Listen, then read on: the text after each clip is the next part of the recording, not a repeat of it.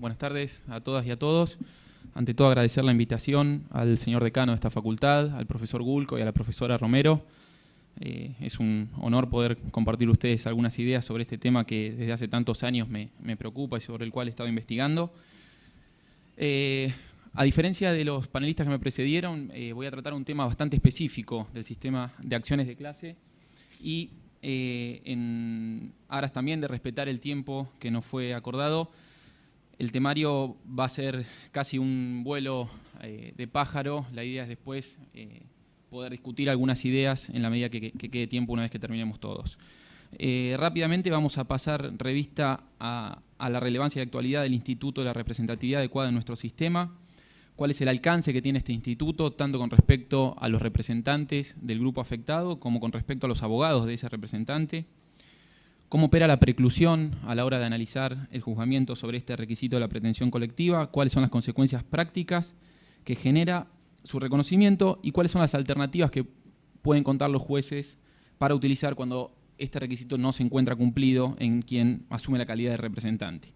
Por último, muy rápidamente voy a pasar por el reconocimiento y el análisis que hizo la Corte Suprema de Justicia de la Nación de este requisito fundamental de la tutela colectiva en el caso Alavi y arrojar una sencilla conclusión, pero que me parece que no ha sido puesta de resalto lo suficientemente entre nosotros. Como primera medida, entonces, es importante situarnos en contexto. La Corte Suprema en Alavi no solamente reiteró lo que ya había dicho Lorenzetti en alguna disidencia hace unos años respecto de la mora del legislador en esta materia, y en esto, como decía Díaz, que mencionaba Jorge Rojas, una vez establecida la garantía, el legislador no tiene opción entre regular o no regular este tipo de mecanismos de discusión. Les decía que más allá de poner en mora al legislador, hay una sentencia dentro de la sentencia de la Corte que me parece que es sumamente relevante y que tiene consecuencias muy serias. La Corte dijo en Alavi que es, cito, perfectamente aceptable que los legitimados colectivos deduzcan en los términos del artículo 43 de la Constitución Nacional una acción colectiva con análogas características y efectos a la existente en el derecho norteamericano. La pregunta que sigue entonces es ¿qué hacemos mientras tanto? Digamos, hasta que el legislador pueda dictar la norma para regular un mecanismo de discusión idóneo para resolver y desactivar conflictos colectivos, tenemos un mientras tanto, y el mientras tanto es este. Es un precedente de la Corte que nos dice que es perfectamente aceptable plantear acciones de este tipo. ¿Cuáles son las, cuáles son y cómo se justifican constitucionalmente los efectos de estas acciones de clase que la Corte dice que son perfectamente aceptables en nuestro sistema? Como había mencionado también en alguna oportunidad, hay distintos sistemas de cosa juzgada colectiva. Una primera división nos sitúa entre un mecanismo que se llama secundum eventum litis, que se le llama, por el cual la cosa juzgada colectiva solamente puede beneficiar a los miembros del grupo, y otro sistema, que es el sistema más antiguo y es el sistema tal vez más difícil de asumir por las consecuencias que apareja, que es el sistema que tiene las acciones de clase norteamericanos, que está regulado en la regla 23, que dice que la sentencia de la acción de clase va a ser cosa juzgada, sea desfavorable o desfavorable para el grupo. ¿Y cómo se justifica esta cosa juzgada? La Corte en un fallo que es citado absolutamente por todos los comentadores que trabajan sobre este tema, que es Hansberry versus Lee, es un precedente del año 40, la Corte recordó la regla tradicional de que la cosa juzgada de los efectos de la sentencia solamente puede recaer sobre aquellas personas que tuvieron su día ante la Corte, que pudieron discutir y pudieron ser parte de un debate robusto sobre sus derechos en el marco de un proceso judicial, pero que había una excepción a esta regla general. Y esta excepción era la excepción que estaba justamente reglada en el sistema de acciones de clase, que desde el año 38, cuando se fusionó la jurisdicción de equidad y la jurisdicción de derecho en Estados Unidos, pasó a ser la regla 23, luego con las reformas más importantes del 66 y algunas otras sobre las cuales a algún punto también voy a rescatar. ¿Cómo se justifica constitucionalmente? La Corte, cuando recordó esta excepción, básicamente, en muy pocas palabras, lo que dijo es que la única forma de justificar constitucionalmente que alguien quede ligado por los efectos de una sentencia sin haber participado en el debate es que la persona que lo está representando lo haga adecuadamente. Esto no es otra cosa que lo que está reflejado en la regla 23, como vamos a ver. Pero para poder, antes de avanzar, para ubicar en por qué este requisito es tan relevante en nuestro sistema, como en cualquier otro colectivo, esto creo que también es importante subrayarlo, hay que tener en cuenta que tradicionalmente nosotros estudiamos la legitimación activa y la cosa juzgada como puerta de entrada y puerta de salida del proceso, como los principales institutos que se redimensionan a la hora de pensarlos en clave colectiva, y esto es correcto, pero lo cierto es que es interesante invertir el orden de estudio. ¿Por qué digo esto? Porque primero nosotros tenemos que pensar qué efectos le vamos a dar a la decisión judicial para entonces decidir, estoy hablando de decidir en términos de política legislativa, para entonces decidir a quién vamos a dejar venir a discutir sobre lo que se va a discutir. Si ustedes se ponen a pensar, ¿por qué no hay tanto problema para que alguien presente un proyecto de un reglamento general en sede administrativa? ¿Por qué no se discute legitimación ahí? Bueno, pues porque el reglamento podrá dictarse o no, en caso de dictarse podrá reformarse. El problema que tenemos en un proceso judicial es que la discusión que lleva adelante ese representante va a derivar en una sentencia con cualidad de cosa juzgada. Y si esta cosa juzgada se expande sobre un miembro, sobre un grupo de personas que no participaron en ese debate, sin, digamos, representadas por el representante colectivo, sin autorización, incluso a veces contra su propia voluntad, claramente creo que es evidente que nos encontramos con un problema de violación de garantías. ¿Cómo opera este instituto en el sistema norteamericano? Que es el instituto que reasegura el fundamento constitucional, que justifica constitucionalmente un sistema como el de acciones de clase.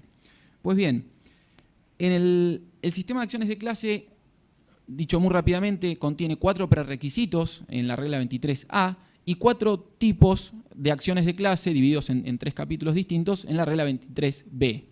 Si están reunidos los prerequisitos y el conflicto, la situación que se pretende discutir, encuadra en alguna de esas situaciones previstas en la regla 23B, el juez debe certificar la acción como colectiva y permitir la discusión colectiva del conflicto. Uno de esos prerequisitos previstos en la regla 23A es que el representante proteja justa y adecuadamente los intereses de la clase. Esto, dicho de esta manera, lógicamente no nos dice demasiado, parece algo razonable, pero no aporta mucho en términos de qué es lo que tiene que acreditar el actor. Lógicamente que esto es carga del actor, me refiero al hecho de acreditar que es un representante adecuado, porque es el propio actor quien viene a plantear la discusión en clave colectiva. Los principales aspectos a evaluar para ver si alguien puede representar justa y adecuadamente a los intereses de la clase, tenemos que tomarlos en el sistema norteamericano de la jurisprudencia. Básicamente la jurisprudencia, después ordenada por los comentadores, ha dicho que se considera que un representante es justo y adecuado de los intereses de la clase cuando concurren 2 situaciones: ausencia de conflictos y defensa vigorosa de los intereses de esa clase. Nuevamente es muy importante ponernos en contexto.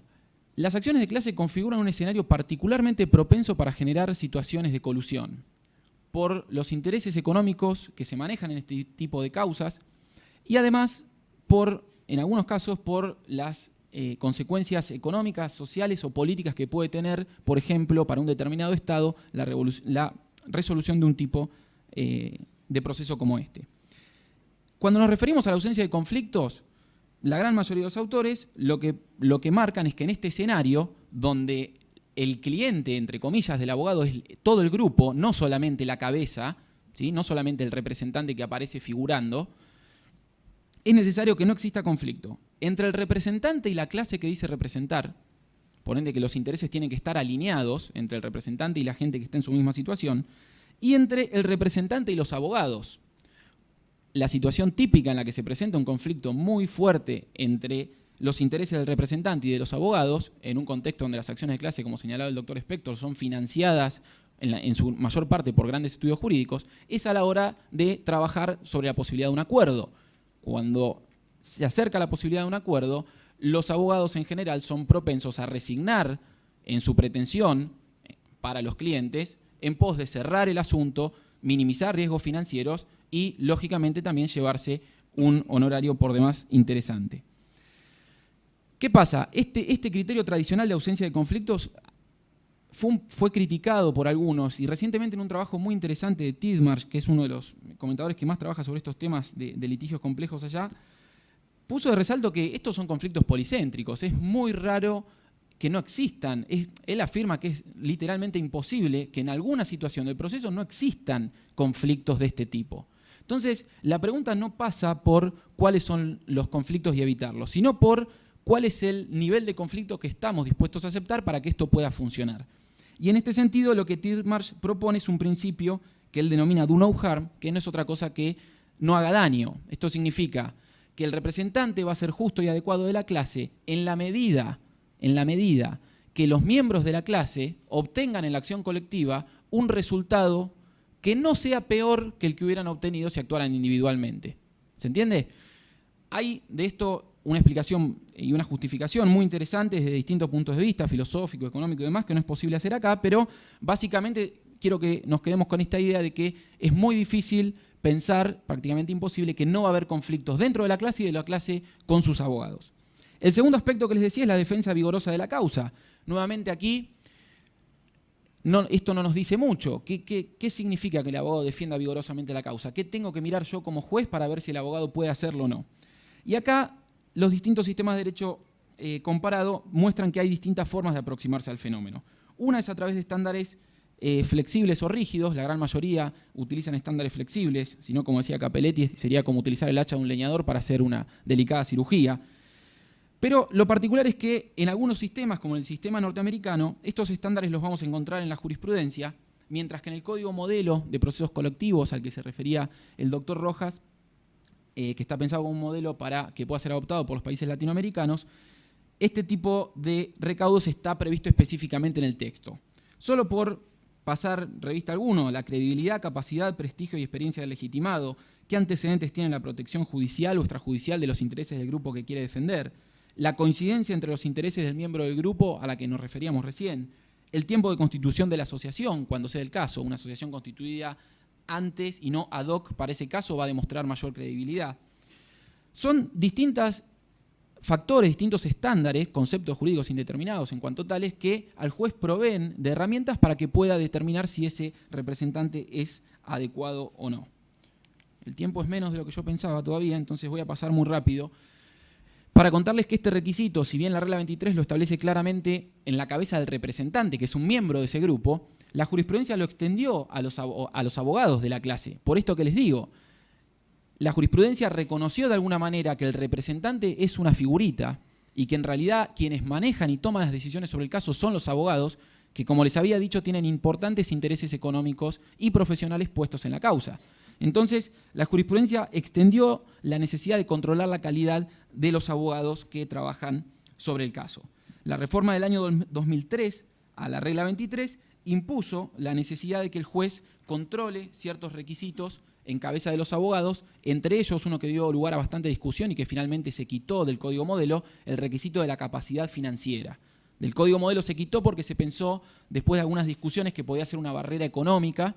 De todas maneras, a mi juicio al menos, creo que es una realidad que el hecho de que quien maneja el caso no esté necesitado económicamente de cerrarlo a cualquier costo, permite negociar robustamente un acuerdo y no cerrar por necesidad.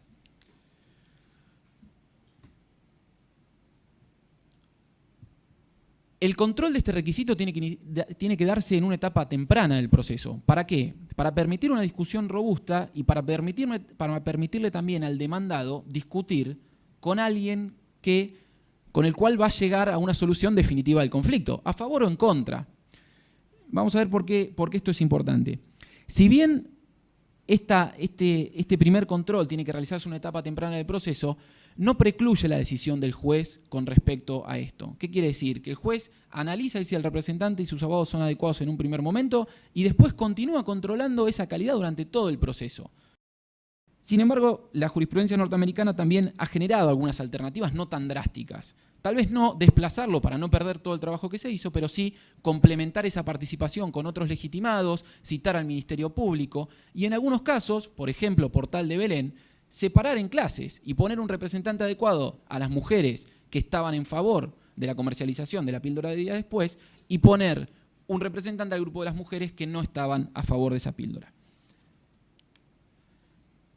Terminando ya, creo que es interesante poner alguna nota crítica respecto al ABI, más allá de todo lo que implica este fallo, que es bienvenido y que es una toma de decisión política muy importante de la Corte, que creo que tenemos que celebrar. Ahora viene la parte más difícil, que es empezar a trabajar sobre el ABI y empezar a construir sobre el ABI. La Corte en el ABI se cuidó, lógicamente, al analizar el requisito de la adecuada representatividad y dijo que dado que era la primera oportunidad en la que se delineaban los contornos de las acciones colectivas para defender derechos individuales homogéneos, cabía ser menos riguroso a la hora de evaluar el resto de los recaudos que habría que exigir en lo sucesivo en procesos de esta naturaleza. La Corte consideró que Alavi era un representante adecuado del grupo y tuvo en cuenta 3 factores para eso. El primero fue la publicidad acordada a la acción y la audiencia pública que se celebró y demás. El segundo fueron los memoriales de Amicus Curiae presentados por la Federación Argentina de Colegios de Abogados y por el Colegio Público de Abogados de la Capital Federal. Estos 2 factores, compárenlos con los que yo les comentaba que se analizan, en realidad no tienen incidencia directa sobre la calidad del representante. Son cuestiones importantes y sumamente relevantes porque este tipo de procesos son una caja de resonancia social donde es necesario escuchar la mayor cantidad de voces, darle la mayor cantidad de publicidad que sean lo más transparentes posibles. Pero no tienen nada que ver con la calidad del representante. Creo que la Corte en este punto cometió un error que también se repite en el tercer requisito que analiza para tener por justificada la representatividad adecuada, que es la firmeza del pronunciamiento favorable sobre el fondo. ¿Por qué les digo que tal vez esto también sea un error? Porque nosotros, como les había adelantado, hay que discutir primero si el representante es adecuado o no. No tiene sentido, digamos, resolver ese asunto con el diario del lunes. Decir, bueno, como ganó es un representante adecuado. El problema es anterior, porque nosotros tenemos que asegurar que la discusión en el proceso, con todo lo que insume en términos de costos económicos y de recursos humanos, se dé entre legítimos contradictores y pueda llegar a un resultado que resuelva el conflicto. Y otra cuestión que tampoco contempló la Corte, y esto es algo que habría que volver a analizar, me parece, es que no se contempló la existencia de otros grupos. Yo conozco gente, personalmente, con nombre y apellido, que estaba perfectamente dispuesta, usuarios del servicio de telecomunicaciones e incluso abogados, que estaban perfectamente dispuestos a sacrificar parte de su autonomía individual en pos de la seguridad. Si ustedes recuerdan cuáles eran los fundamentos de aquella ley, fue en principio para luchar contra los secuestros express y otro tipo de acciones delictivas. A esa gente no se las escuchó y la solución práctica de la sentencia de la Corte es que la ley es inaplicable para todo el grupo de personas. A modo de conclusión, entonces, y ya para terminar, creo que la representación atípica que limita la autonomía individual, porque que alguien decida cuándo, cómo y de qué manera plantear el caso sin que yo le dé permiso e incluso en contra de mi voluntad, cercena autonomías individuales y hace que los procesos colectivos sean un instrumento de tipo sumamente excepcional. Esta representación atípica y este sacrificio de la autonomía individual, sumado a los efectos expansivos de la sentencia de que hablaban los profesores que hablaron antes que yo, sumado a la legitimación colectiva y a la cosa juzgada reconocidas a nivel constitucional, porque la cosa juzgada también está reconocida a nivel constitucional. Si hay legitimación activa, tiene que haber cosa juzgada colectiva. Si no, no existe la legitimación colectiva. Y si a esto le sumamos la garantía de debido proceso legal, también reconocida a nivel constitucional y supraconstitucional, la única conclusión, que es chiquita, pero me parece que es sumamente importante, es que hay una necesidad que está impuesta constitucionalmente por este combo de factores de controlar la calidad del representante para justificar los procesos colectivos a la luz de la garantía de debido proceso legal. Y esto es de lege lata y es una exigencia constitucional aún sin reglamentación del legislador. Muchas gracias.